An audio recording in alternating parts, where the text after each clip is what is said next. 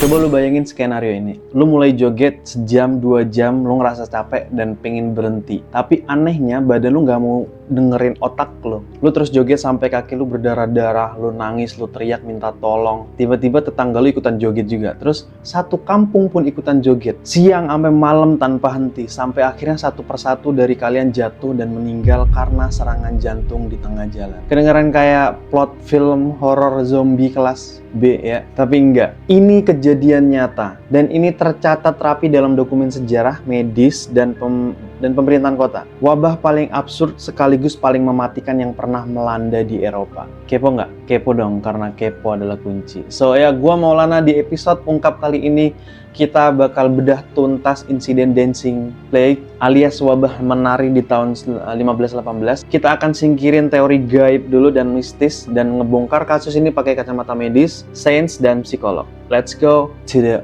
ungkap.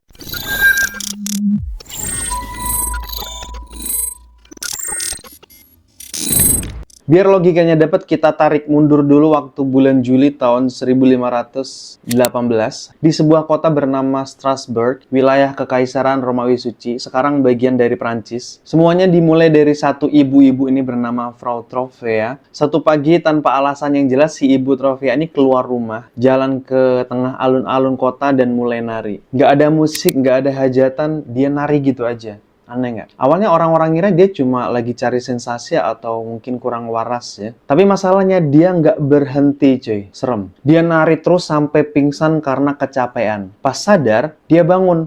Nari lagi. Ini kejadian berlangsung berhari-hari. Dan bagian gilanya dimulai di sini. Sekitar seminggu kemudian, 34 orang tiba-tiba ikutan gabung nari juga bareng dia. Dalam waktu sebulan jumlahnya meledak jadi 400 orang. Ratusan orang menari tanpa henti di jalanan kota. Kaki mereka udah mulai hancur, tulang rusuk banyak yang patah, dehidrasi parah. Laporan sejarah nyebutin di puncak wabah ini ada belasan orang yang mati setiap harinya karena serangan jantung dan stroke. Akibat ya kelelahan coy, lelah ekstrim. Bayangin wabah mematikan tapi bentuknya kayak flash mob. Lu tau flash mob kan yang nari bareng-bareng begitu? Sekarang jadi konten. Dulu ini wabah.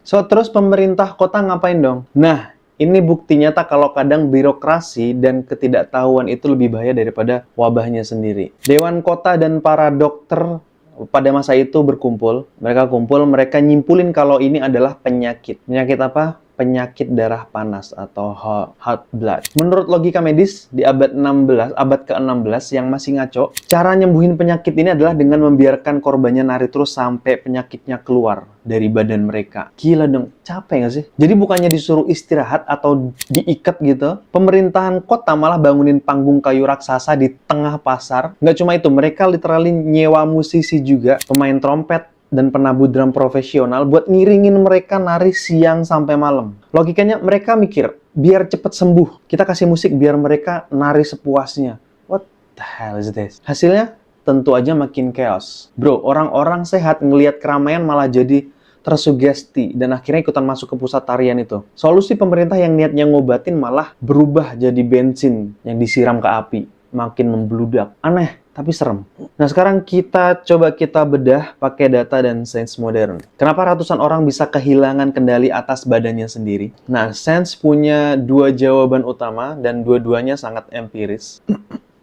Teori pertama yaitu keracunan jamur ergotisme. Di abad pertengahan, orang-orang makan roti gandum hitam. Nah, kalau cuaca lagi lembab, gandum ini sering ditumbuhi jamur yang namanya Claviceps purpurea alias ergot. Lo tau nggak, jamur ergot ini bahan dasar buat bikinnya apa? Di zaman modern, LSD. Ya, narkoba halusinogen itu. Jadi logikanya, satu kota ini tanpa sadar lagi makan roti yang udah terkontaminasi sama halusinogen alami dosis tinggi. Efek keracunan ergot itu bikin kejang otot, halusinasi parah, dan perasaan kayak lagi dibakar. Ini ngejelasin kenapa mereka kejang-kejang yang dari luar kelihatannya kayak orang nari. Wah, gila sih. Ini serem. Kelihatannya kayak nari, tapi ternyata mereka sedang sakit kebakaran. Wah, gila. Nah, teori kedua yang paling valid. Penyakit psikogenetik massal. Psychogenic illness. Sosiolog dan sejarawan modern kayak John Waller nemuin fakta yang lebih gelap. Tahun 1518 itu adalah tahun yang brutal buat warga Strasbourg. Mereka baru aja kena gagal panen berkali-kali. Kelaparan parah, penyakit cacar, dan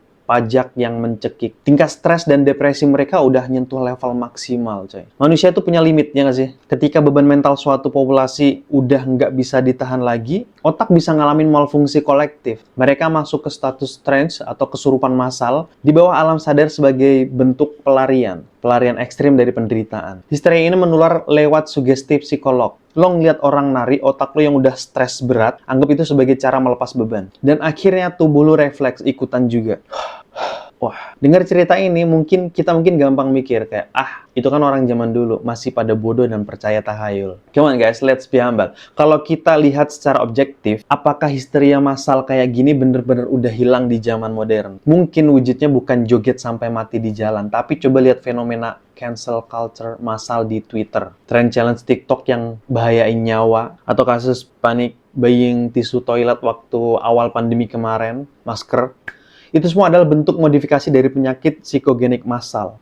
Ketika ketakutan, stres, dan algoritma media sosial nyampur jadi satu, manusia zaman sekarang pun bisa kehilangan logika individualnya dan bergerak kayak zombie ngikutin massa. So, jadi apa insight yang bisa kita ambil dari peristiwa gila 500 tahun yang lalu ini? Sains dan sejarah ngajarin kita bahwa kesehatan mental secara kolektif itu sama pentingnya sama kesehatan fisik.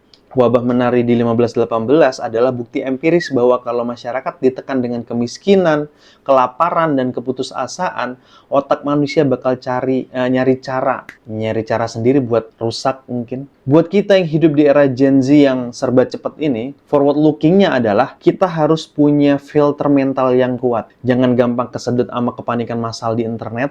Ya berhenti sejenak, ambil napas, pakai logika lo, pikirkan secara logika. Jangan sampai kita jadi penari tanpa sadar di panggung yang dibikin sama algoritma. Oke guys.